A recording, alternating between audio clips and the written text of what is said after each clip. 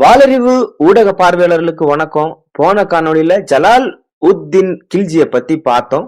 இப்போ இந்த காணொளியில அலாவுதீன் கில்ஜியை பத்தி பார்க்கலாம். அலாவுதீன் கில்ஜி ஜலாலுதீன் கில்ஜியோட மருமகன். இவன் மாமனாரோட ஆட்சியில ராணுவ மற்றும் விழாக்களோட அமைச்சரா இருந்தான். காராவோட ஆளுநரான மாலிக் சாஜி சுல்தானுக்கு எதிராக கிளர்ச்சி செஞ்ச போது அலாவுதீன் கில்ஜி காரா மேல படையெடுத்து மாலிக்கை ஜெயிச்சான். அதுக்கப்புறம் அலாவுதீன் கில்ஜி காராவோட ஆளுநரா நியமிக்கப்பட்டான். காராவோட ஆளுநரான அலாவுதீன் தேவகிரி மேல படையெடுத்து அதையும் ஜெயிச்சு செல்வங்களை குவிச்சான். இதை தெரிஞ்சுக்கிட்ட ஜலாலுதீன் கில்ஜி கொள்ளையடிச்ச செல்வத்தை தங்கிட்ட கொடுக்குமாறு கேட்டான். செல்வங்களை ஒப்படைக்க மறுத்த அலாவுதீன் கில்ஜி ஜலாலுதீன் கில்ஜிய கொன்னுட்டு தானே தில்லியோட சுல்தானா மாறினான். அலாவுதீன் கில்ஜி மற்ற சுல்தான்களை விட அதிக நிலப்பரப்பை கைப்பற்றி ஆண்டான். அவன் கிபி 1297 மங்கோலிய படையெடுப்பை வெற்றிகரமா தடுத்தான். அலாவுதீன் படைத்தளபதியான உலுக் கான் மற்றும் நுஸ்ரத் கான் குஜராத் மேல வெற்றிகரமா படையெடுத்தாங்க. இராணுவத்துல இராணுவ அடிமையான மாலிக் கபூர் கைப்பற்றப்பட்டான். அவன் பிற்காலத்துல அலாவுதீன் கில்ஜியோட இராணுவ தளபதியா செயல்பட்டான். கிபி 1301 ராத்தம்பூர், கிபி 1302 சித்தூர், கிபி 1305 மால்வா என பல்வேறு ராஜபுத்திர மன்னர்களை அவன் ஜெயிச்சான். 1305 மங்கோலியர்கள் நாவலன் மேல திரும்பவும் படையெடுத்தாங்க. தில்லி நகரத்தை தாக்குறதுக்கு பதிலா இமயமலை அடிவாரத்தின் கங்கை சமவெளியை நோக்கி படையெடுப்பாளர்கள் முன்னேறினாங்க.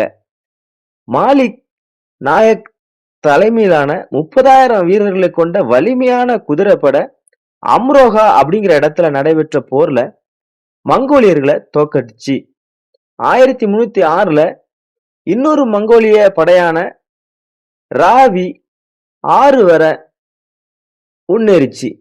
வர்ற வழியில பல நிலப்பரப்புகளை அது சூறையாடிச்சு. மாலிக் கபூரால தலைமை தாங்கப்பட்ட அலாவுதீனின் படைகள் மங்கோலியர்களை தோற்கடிச்சிச்சு. மங்கோலியர்களை சமாளிக்க மேற்க உள்ள எல்லையில காசிம் மாலிக் அப்படிங்கிறவன் தளபதியா நியமிக்கப்பட்டான். கிபி 1308 மாலிக் கபூர் தலைமையிலான படை தென்னகம் நோக்கிய படையெடுப்பை நிகழ்த்திச்சு. மதுரையில சுந்தரபாண்டியனுக்கும் வீரபாண்டியனுக்கும் இடையே வாரிசுரிமை பிரச்சனை ஏற்பட்ட போது சுந்தரபாண்டியன் தில்லி சுல்தானோட உதவியை நாடினதாகவும் சுந்தரபாண்டியனுக்கு உதவ மாலிக் கபூர் தென்னக படையெடுப்பை மேற்கொண்டதாகவும் சொல்லப்படுது. ஆனா உண்மையில மாலிக் கபூர் கொள்ளையடிக்கவே இந்த படையெடுப்பை மேற்கொண்டான். தேவகிரியோட ராய் ராமச்சந்திரன், காக்கத்திய ஆட்சியாளனான பிரதாபருத்திர தேவா, போசால ஆட்சியாளனான 3ஆம் வீரபல்லாளன் உள்ளிட்டோரை தோற்கடிச்சிட்டு கிபி 1311 மாலிக் கபூர் மதுரைய அடைஞ்சான்.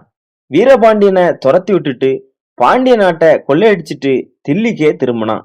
மாலிக் கபூரோட தென்னக படையெடுப்பு செல்வங்களை கொள்ளையடிச்சு செல்வதையே நோக்கமா கொண்டிருந்துச்சு. மதுரையை விட்டு மாலிக் கபூர் போன பிறகும் வீரபாண்டியன் மற்றும் சுந்தரபாண்டியனுக்கு இடையே வாரிசுரிமை போர் தொடர்ந்து நடைபெற்று இருந்துச்சு.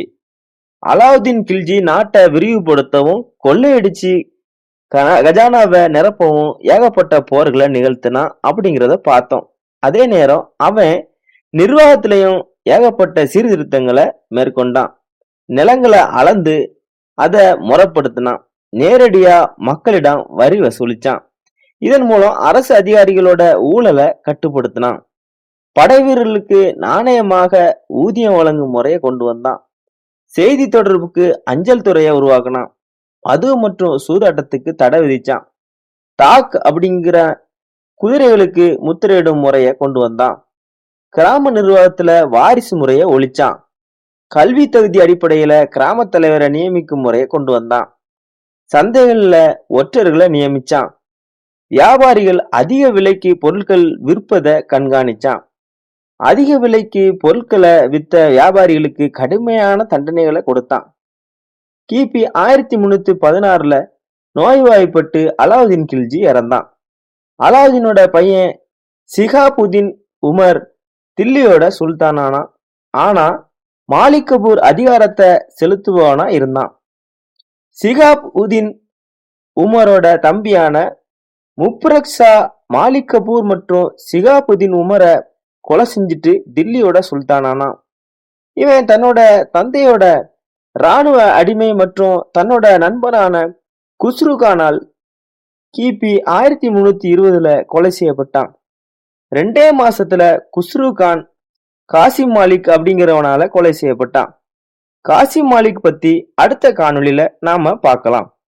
இதுபோல வரலாறு சார்ந்த காணொளிகளை பார்க்க நம்ம வாளறிவு வலையொலியை சப்ஸ்கிரைப் பண்ணிக்கோங்க. நன்றி, வணக்கம்.